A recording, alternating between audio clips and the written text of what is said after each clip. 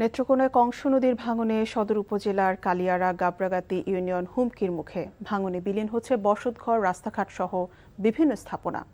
স্থানীয় বাসিন্দারা বলছেন, দ্রুত পদক্ষেপ না নিলে বিলীন হয়ে যেতে পারে জেলার বিস্তীর্ণ জনপদ। নেত্রকোনা থেকে ভজন দাসের পাঠানো রিপোর্ট। নেত্রকোনা জেলার শান্ত কংস নদী হঠাৎ যেন অশান্ত হয়ে উঠেছে। সদর উপজেলার কালিয়াগাড়া গাবরাগাতি ইউনিয়নে ভাঙন শুরু হয়েছে। প্রতিদিনই ভাঙনের তীব্রতা বাড়ছে। এতে ইউনিয়নের বাহিরকান্দা, নবন্দ, হরিদাসপুর, কাকিয়াকুড়ি, মহিষাগুড়া সহ 10 থেকে 15টি গ্রামে শতাধিক বসতঘর, ফসলের জমি নদীতে বিলীন হয়ে গেছে। হুমকির মুখে স্কুল, হাসপাতাল সহ নানা স্থাপনা। এখানে পাকা রাস্তাটা নদী ভাঙনে ধীরে ধীরে পুরাটাই ভেঙে যাচ্ছে। পোলাবান এই দিকটা দিতে আমাদের বিশাল ভয় হয়।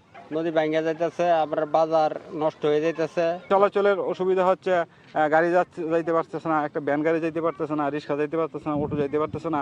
ভাঙন রোধে দ্রুত পদক্ষেপ নেওয়ার কথা জানালেন পানি উন্নয়ন বোর্ডের এই কর্মকর্তা। জরুরি ভিত্তিতে প্রতিরক্ষামূলক কাজ বাস্তবায়নের জন্য ঠিকাদার নিয়ে পড়েছি। এটা অতি দ্রুতই সেখানকার ভাঙন প্রতিরোধের জন্য আমরা কাজগুলো বাস্তবায়ন করব এবং বাস্তবায়ন করলে এখানে ভাঙন প্রতিরোধ সম্ভব হবে এবং ভবিষ্যতে যাতে এখানে কোনো ভাঙন না হয় সেই বিষয়ে আমরা পরবর্তী প্রয়োজনীয় ব্যবস্থা গ্রহণ করব। শুধু আশ্বাসের ফুলঝুরি নয়, দ্রুত কার্যকরী পদক্ষেপ দেখতে চান জেলাবাসী। NTV news desk.